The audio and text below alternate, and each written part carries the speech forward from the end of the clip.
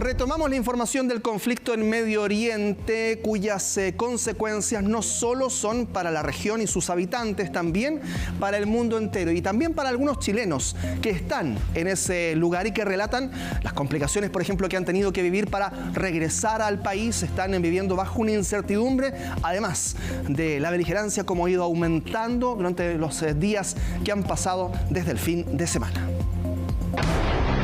Oh my God.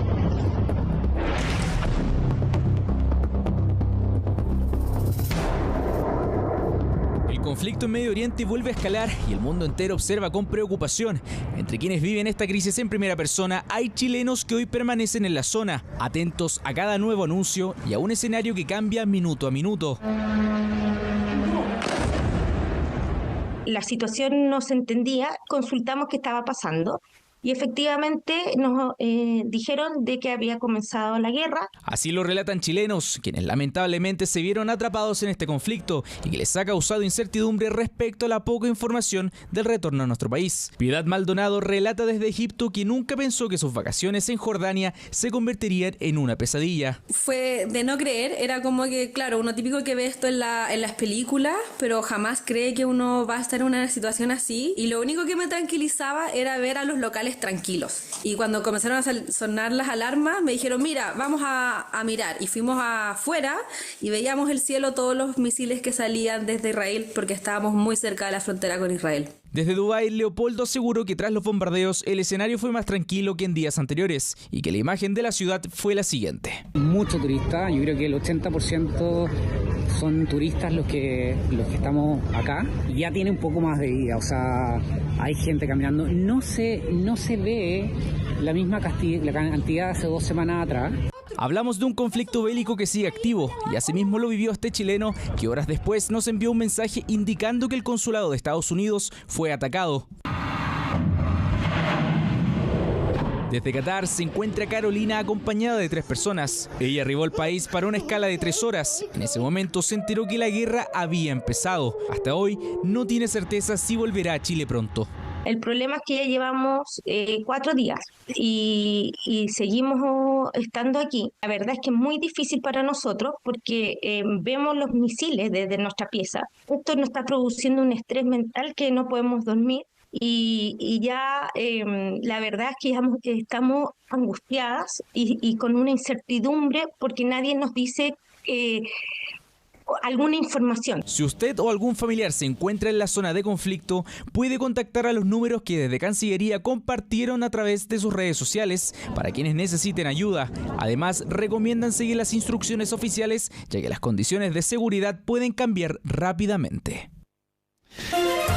¿Cómo están? Soy Pablo Torres, sean todos bienvenidos. Vamos a comenzar esta edición hablando de lo que ha sucedido en Beirut, con una jornada de ataques en ese sector donde en el Líbano amaneció este miércoles bajo nuevos bombardeos de parte de Israel que ya dejan al menos 56 personas fallecidas y más de 335 heridos.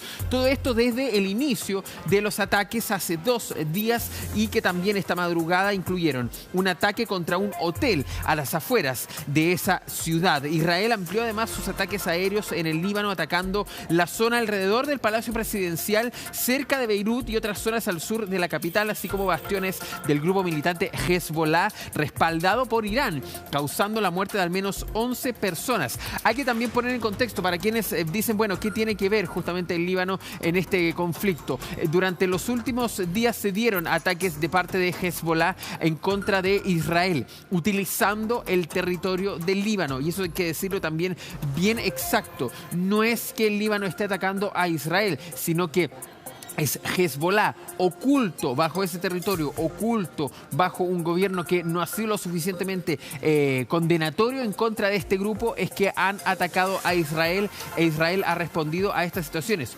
Ojo, también ahí, por ejemplo, poniendo en riesgo a personas civiles. Por ejemplo, les contábamos de un ataque aéreo también que impactó un hotel en Jazmín este miércoles, el primer ataque israelí reportado en esa zona predominantemente cristiana a las afueras de Beirut, cerca del Palacio Presidencial, y también de varias embajadas. No fue posible determinar quién era el objetivo de ese ataque, pero se presume finalmente que había un importante objetivo en ese lugar, como Israel también ha realizado varios de esos ataques, entendiendo también lo que ha sido la afección a los civiles. Tenemos declaraciones de parte del secretario de Defensa, o como le dicen en Estados Unidos, el secretario de Guerra de ese país, Peter Hesek, para entender también más de cómo se está sucediendo este conflicto y cómo han sido también otras ofensivas que se han registrado durante estas últimas horas en la zona de Oriente Medio. Escuchemos.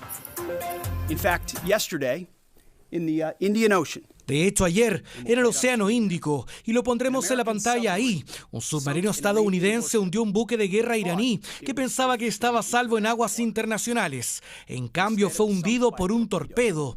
Muerte silenciosa, el primer hundimiento de un buque enemigo por un torpedo desde la Segunda Guerra Mundial. Ahí vean parte también de las imágenes de lo que estaba relatando el secretario de Defensa de los Estados Unidos, un ataque en contra de un submarino, una embarcación también iraníes con ataques con torpedos. A ver, se ha dado también un desarrollo bastante tenso en la zona y eso también ha motivado que haya una vigilancia extra, sobre todo con una situación que les vamos a estar contando después, pero que habla de un misil que fue derribado por Turquía, miembro de la OTAN, país europeo. Y eso también es bastante importante en cuanto a la preocupación que existe en ese lugar. Vamos a conectarnos con Pablo Álvarez, académico del Instituto de Investigación de Ciencias Sociales de la Universidad Diego Portales, para ahondar un poco más en todo este conflicto, pero también, por ejemplo, en esta parte de la guerra con Hezbollah. ¿Cómo está? Bienvenido a Chilevisión Noticias. Hola, gracias por la invitación. A ver, Pablo, vamos a entender también lo que ha sucedido con Irán, pero quería hablar de este punto. ¿Cuál es el riesgo de parte de Israel en estas respuestas que está teniendo en contra del grupo político armado Hezbollah en el Líbano, donde incluso ese gobierno ha condenado estas acciones, pero no ha sido lo suficientemente fuerte para poder erradicarlo de su territorio? Sí, a ver, dos cosas. Uno, el gobierno del Líbano es un gobierno muy débil, es una coalición de gobierno que se formó hace muy poco y en un país muy debilitado económicamente, ¿cierto? Por las guerras anteriores, por una guerra que se viene arrastrando de hace tiempo, ¿cierto? Fundamentalmente desde el 7 de octubre del 23, que Hezbollah en el fondo entra a apoyar a Hamas, ¿no? Pero además con una crisis económica que se viene arrastrando hace mucho tiempo. Y lo que pretende el gobierno no es desarticular Hamas, lo que pretende el gobierno es que, Hezbollah, lo que pretende el gobierno de Líbano es que Hezbollah, se desmilitarice y participe de la vida política de Líbano como cualquier otro partido político, que ya lo es, pero además tiene esta facción militar. Y esa es una de las exigencias digamos, del mundo, de las potencias, para entrar a ayudar, ¿cierto?, al Líbano. Y es una de las exigencias de Israel para seguir incursionando militarmente en el Líbano. Ahora, respecto de cuál es el riesgo para Israel de que esto siga escalando, el riesgo es que ha dado a entender Israel que piensan que simplemente descabezando a Hezbollah, este grupo se desarticule, ¿ya? O amenazando al Líbano, la gente no va a querer participar, ¿cierto?, de las acciones de Hezbollah. Y eso se ha demostrado que no es efectivo. O sea, Hezbollah sigue teniendo la capacidad militar, ¿cierto?, para actuar en contra de Israel.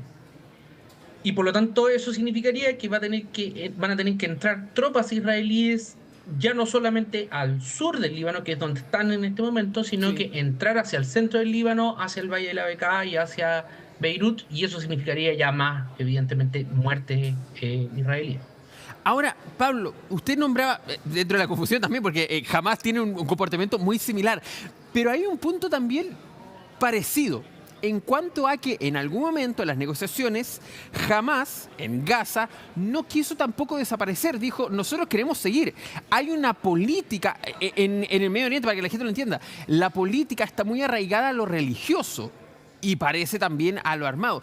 Entonces, ¿Cómo se puede llegar a un punto de negociación, de un punto medio, entendiendo también que Israel está luchando por su sobrevivencia, pero también de no inmiscuirse en intereses de otros países, pensando en que estos grupos no van a desaparecer? O sea, los ideales podrían permanecer y Hezbollah podría aparecer nuevamente en el futuro, tal vez si lo logran desarticular y desarmar y aniquilar, como en algún momento se ocupó esa palabra con Hamas, podría aparecer nuevamente y podría, si no se logra una buena transición, aparecer igual de la manera armada.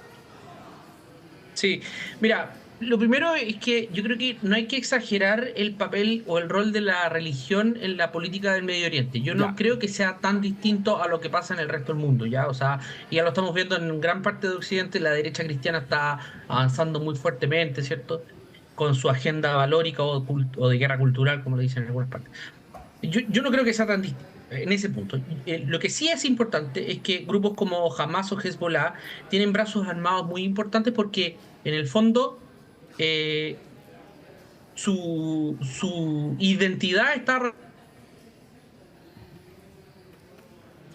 Perdimos ahí la conexión con Pablo Álvarez. Estamos hablando con el académico del Instituto de Investigación de Ciencias Sociales de la Universidad Diego Portales, que nos estaba explicando acerca de este punto. Y claro, estábamos escuchando atentamente la explicación que nos estaba dando acerca de la presencia de la religiosidad, como también el tema de esta rearticulación, desarticulación y rearticulación de estos grupos. Pablo, ya lo tenemos en contacto justamente, nos estaba explicando acerca de que no hay que ver tan de lejos el tema de la religiosidad, justamente de que eso también ocurre en Occidente. Lo seguimos escuchando.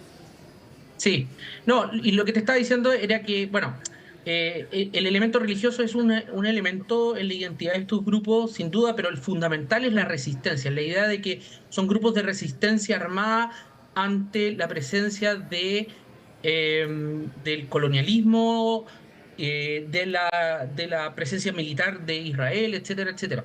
Del colonialismo en el caso de Hamas, de la presencia militar de Israel en el caso de Hezbollah.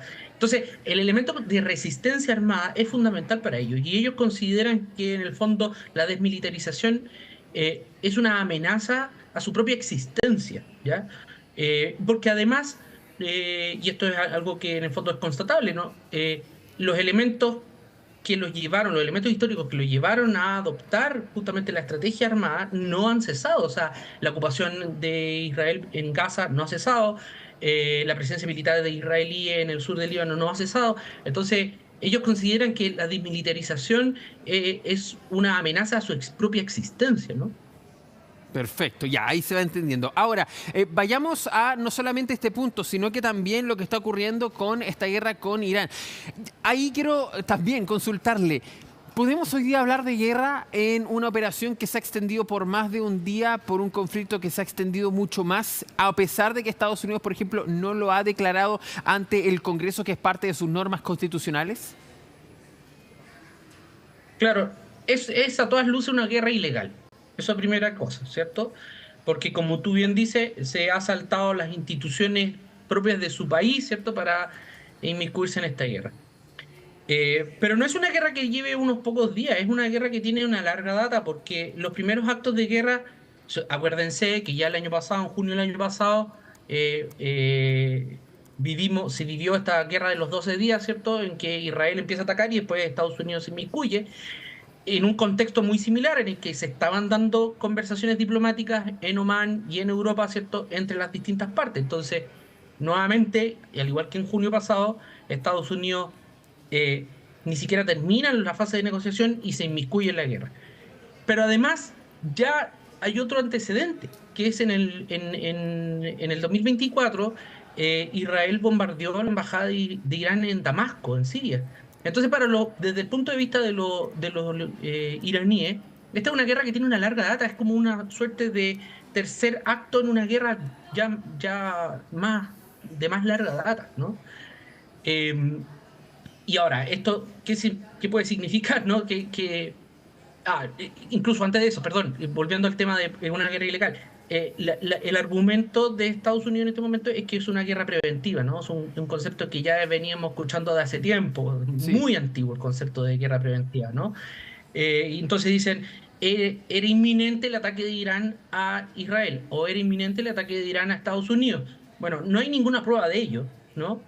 Por lo tanto, ciertamente no es una guerra preventiva, es una guerra ilegal, ¿no?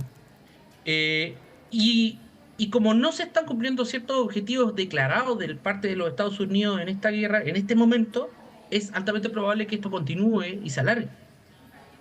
Perfecto. Y claro, ese es el peligro. Ahora, el hecho de que Irán esté atacando bases estadounidenses en otros países, por ejemplo, de Oriente Medio, Arabia Saudita, pasó en Kuwait, pasó en otras naciones, ni qué decir, por ejemplo, en otras naciones, justamente ahí nos vamos a ir recordando. Pero además, lo que sucedido en Turquía durante esta jornada, donde un misil fue interceptado por sistemas de la OTAN. Estamos pasando a un punto peligroso. ¿Y por qué lo digo? Porque ya es peligroso, obviamente, los bombardeos en Irán y las respuestas finalmente. Pero lo habíamos visto durante el año pasado. Pero no habíamos visto, por ejemplo, que Irán lanzase un misil que pasase al territorio de Europa. Es decir, hay una situación que tal vez es novedosa en este desarrollo. Sí, bueno, igual Turquía ha sido bien cauto en señalar, digamos, dar los detalles de lo que sucedió, ¿no? Y ha dejado claro que no van a entrar en la guerra, etcétera, etcétera. Hay que ver cómo se va desarrollando eso, pero los ataques a Bahrein, a Omán, a Qatar, a Emiratos Árabes y Arabia Saudita responden a una cierta estrategia también de parte de Irán. Leía en la mañana que algunos analistas, fundamentalmente norteamericanos, dicen que esto es como que es demostración de que hay desesperación en Irán. Yo estoy en desacuerdo con eso. Yo creo que es parte de una estrategia, y la estrategia es digamos, generar inestabilidad en toda la región, y sobre todo en estos países que se ven a sí mismos como muy estables, muy pacíficos, en una región muy inestable, ¿no? Y esa inestabilidad y ese clima, ¿cierto?, de inestabilidad, en el fondo va a generar que los países, probablemente estos países, deseen justamente que cese la guerra, ¿no? Claro, y por eso mismo también es parte también del análisis que hacemos.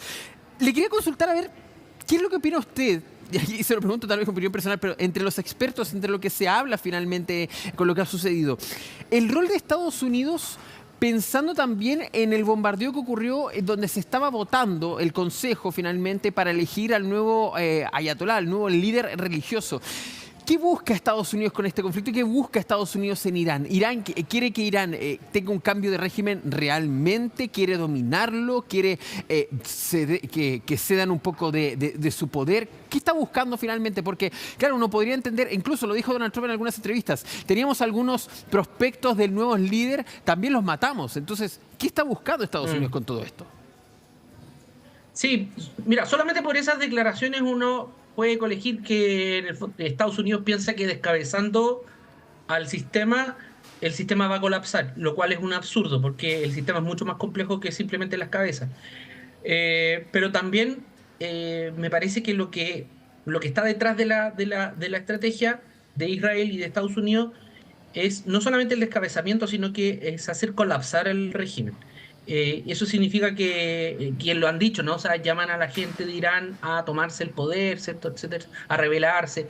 Incluso también están viendo la posibilidad de armar grupos disidentes, ¿no?, de distintas regiones, de distintas facciones étnicas, ¿no? Los kurdos, los baluches. Pero nada de eso va a funcionar porque en el fondo Irán es un país que es... bueno, son 90 millones de habitantes, tiene 90 millones de habitantes y es un país muy nacionalista. Gran parte de la población es muy nacionalista, a pesar de que hay muchas divisiones étnicas o religiosas, ¿no? Es un país que está, digamos, mucho mejor estructurado, mucho mejor aceptado, ¿cierto?, el sistema, que otros países de la región. Por ejemplo, si se toma como ejemplo Libia, ¿no? O sea, sacaron a Gaddafi y el país implotó. Ya en Irán eso es mucho más difícil, ¿no? Entonces, me parece que la estrategia detrás de todo esto es tratar de causar la suficiente conmoción para que la gente se rebele, ¿cierto?, y tome el poder. Pero me temo que eso no va a ser posible, ¿no? No creo que eso suceda, al menos en el corto plazo. Y justamente eso le voy a consultar. Si el plan de Estados Unidos de cambio de régimen iba a ser exitoso, porque A ver, lo han intentado de distintas formas. Intervenciones militares a largo plazo, financiamiento de grupos que han ido en contra de los líderes. Es más, el grupo Al-Qaeda se sabe que nació justamente de un financiamiento estadounidense en algún momento para hacerle frente al comunismo en la Guerra Fría. Entonces, ¿sirven las estrategias que está realizando Estados Unidos realmente estos cambios ahora de no intervenir directamente, sino que atacar de lejos en esto de ahogar, someter a algunos países como lo hizo en Venezuela, por ejemplo? Sí.